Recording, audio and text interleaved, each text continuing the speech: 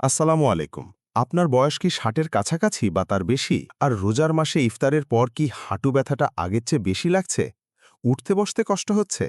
সিঁড়িতে উঠতে গেলে হাঁটু যেন কেঁদে ওঠে? তাহলে এই ভিডিওটা আপনার জন্যই। আজকে আমি আপনাদের সাথে এমন ৩টি খাবারের কথা বলবো, যেগুলো ইফতারে প্রায় প্রতিদিনই খাওয়া হয়। কিন্তু এই খাবারগুলোই আপনার হাঁটুর ভেতরে প্রদাহ বাড়িয়ে দিচ্ছে, ব্যথাকে আরও তীব্র করছে। আর আপনি হয়তো জানেনই না। শুনুন মনোযোগ দিয়ে। কারণ শেষের খাবারটার নাম শুনে আপনি একটু অবাক হবেন। একটু ভাবুন তো, রমজান মাসে সারাদিন রোজা রেখে ইফতারের সময় আমরা কি খাই? বেগুনি, পিয়াজু, আলুর চপ, জিলাপি, মিষ্টি শরবত, চানাচুর, এই তো।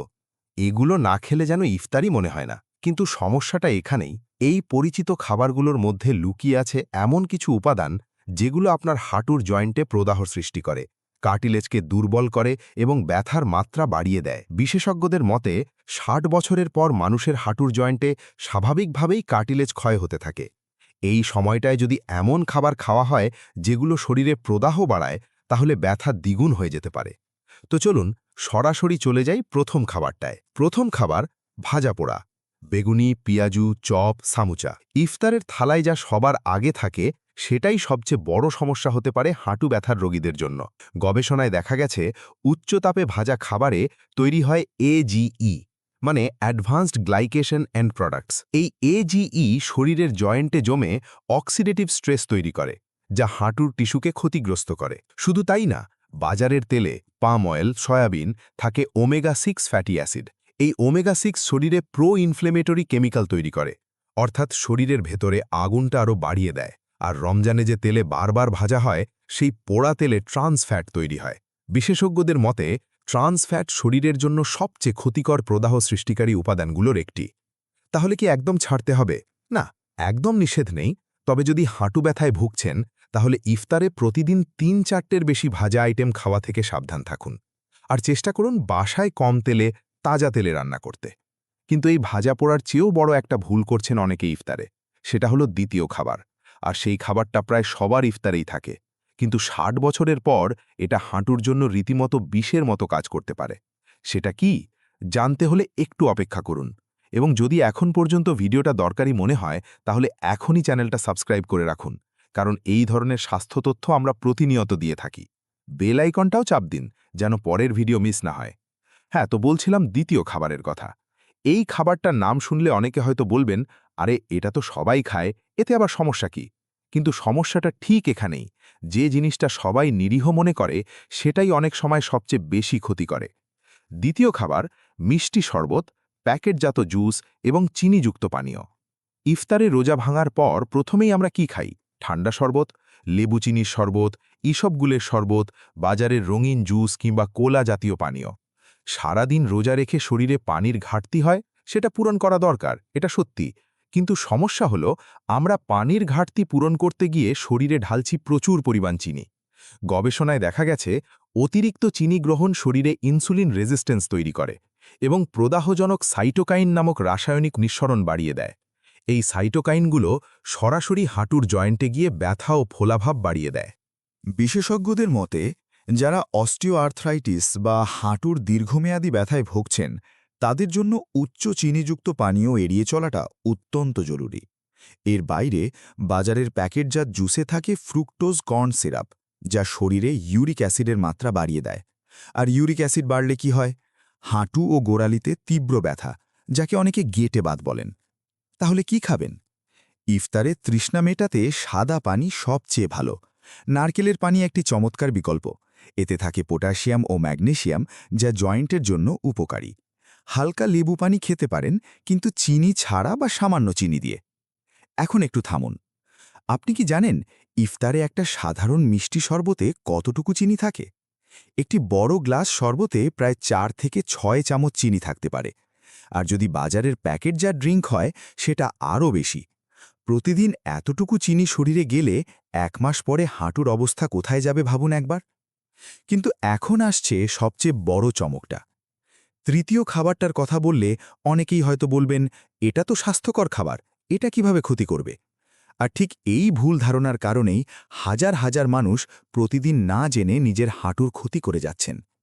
তৃতীয় খাবারটা কি সেটা জানার আগে শুধু একটু মনে রাখবেন, এটা এমন একটি খাবার যেটা ইফতারে প্রায় প্রতিটি বাড়িতেই থাকে। এটা ভালো খাবার হিসেবেই পরিচিত, কিন্তু ৬০ বছরের বেশি বয়সীদের জন্য, বিশেষ করে যাদের হাঁটুতে সমস্যা আছে, এটা হতে পারে সবচেয়ে বড় ভুল। চলুন সেই খাবারের রহস্য উন্মোচন করি। হ্যাঁ, তৃতীয় খাবারটার কথা বলছি। অনেকে হয়তো এতক্ষণ ভাবছিলেন ভাজা পোড়া খারাপ, মিষ্টি শরবত খারাপ, এগুলো তো বোঝাই যায়। কিন্তু তৃতীয়টা কি এমন থাকতে পারে যেটা ভালো মনে হয় অথচ ক্ষতিকর? উত্তর হল লাল মাংস এবং অতিরিক্ত প্রোটিনযুক্ত ভারী খাবার। হ্যাঁ, আপনি ঠিকই পড়েছেন। রমজান মাসে ইফতার থেকে সেহরি পর্যন্ত অনেকেই মুরগির মাংস, গরুর মাংস, খাসির মাংস বেশি পরিমাণে খান। এটা স্বাভাবিক, কারণ সারাদিন না খেয়ে থাকার পর শরীর প্রোটিন চায়। কিন্তু এখানেই একটা বড় ফাঁদ আছে। সমস্যাটা কোথায়? বিশেষজ্ঞদের মতে লাল মাংসে, বিশেষত গরু ও খাসির মাংসে থাকে পিউরিন নামক একটি যৌগ। শরীরে পিউরিন ভেঙে তৈরি হয় ইউরিক অ্যাসিড। আর ইউরিক অ্যাসিড যখন রক্তে বেড়ে যায়, তখন এটা হাঁটু, গোড়ালি এবং আঙুলের জয়েন্টে ক্রিস্টাল আকারে জমতে শুরু করে। ফলাফল? তীব্র ব্যথা, জয়েন্ট ফুলে যাওয়া এবং হাঁটতে না পারার মতো অবস্থা। গবেষণায় দেখা গেছে, যারা নিয়মিত লাল মাংস বেশি খান, তাদের হাঁটুর প্রদাহ এবং গেটে বাথের ঝুঁকি তুলনামূলকভাবে বেশি থাকে। বিশেষত ৬০ বছরের পর যখন কিডনির কার্যক্ষমতা একটু কমে আসে, তখন ইউরিক অ্যাসিড বের করার ক্ষমতাও কমে যায়। ফলে এই সমস্যা আরও বেড়ে যায়। শুধু মাংস নয়, অফাল বা ভুঁড়ি কলিজাও সাবধান।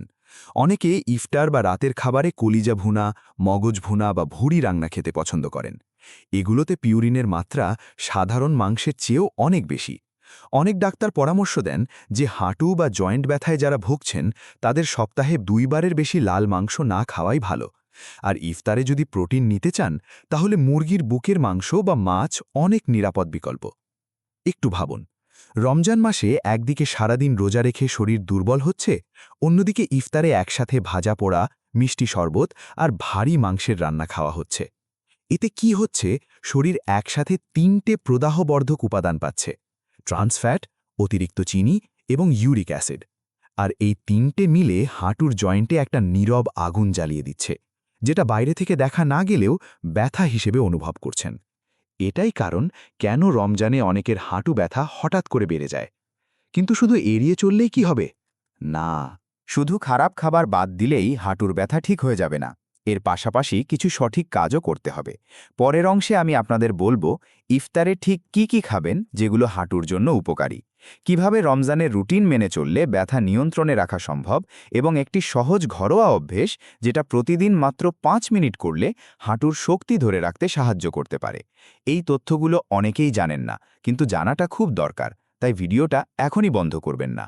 তো এতক্ষণ জানলেন কোন ৩টি খাবার ইফতারে আপনার হাঁটু ব্যথাকে আরও বাড়িয়ে দিচ্ছে।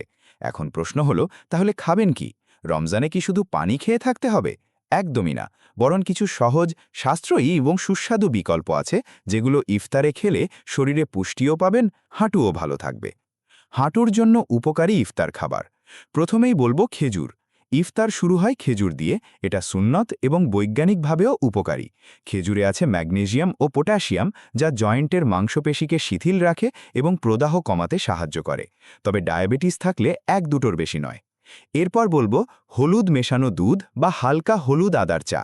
গবেষণায় দেখা গেছে হলুদে থাকা কার্কিউরিন একটি শক্তিশালী প্রাকৃতিক অ্যান্টি ইনফ্লেমেটরি উপাদান। অনেক ডাক্তার পরামর্শ দেন যে হাঁটু ব্যথার রোগীরা যদি নিয়মিত হলুদ খাবারে ব্যবহার করেন বা হালকা হলুদ দুধ পান করেন, তাহলে দীর্ঘমেয়াদে ব্যথার তীব্রতা কিছুটা কমতে পারে। মাছ হাঁটু ব্যথার রোগীদের জন্য অন্যতম সেরা প্রোটিনের উৎস। বিশেষত ইলিশ, রুই, সার্ডিন জাতীয় মাছে থাকে ওমেগা-3 ফ্যাটি অ্যাসিড, যা শরীরে প্রদাহ বিরোধী হিসেবে কাজ করে। মাংসের বদলে ইফতার বা রাতের খাবারে মাছ রাখার চেষ্টা করুন। এছাড়া শসা, গাজর, টমেটো এই সবজিগুলো কাঁচা বা হালকা রান্না করে ইফতারে রাখুন। এগুলোতে থাকা অ্যান্টিঅক্সিডেন্ট জয়েন্টের ক্ষয় রোধে সহায়তা করতে পারে। রমজানে হাঁটু সুস্থ রাখার ৩টি সহজ অভ্যেস।